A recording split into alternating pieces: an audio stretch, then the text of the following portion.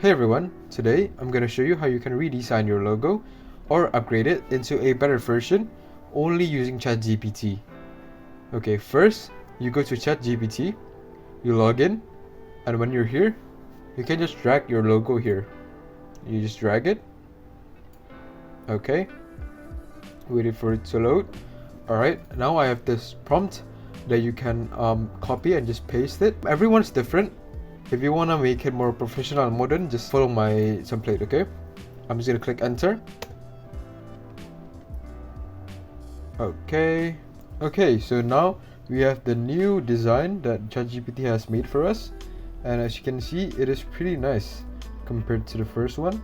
We can see there's a very significant difference. So yeah, that's it for today, guys. So now you know how to use ChatGPT to redesign your logo. I guess if you have any more questions in the comments, just leave it down below and I'll try to answer it. Thank you for watching, guys.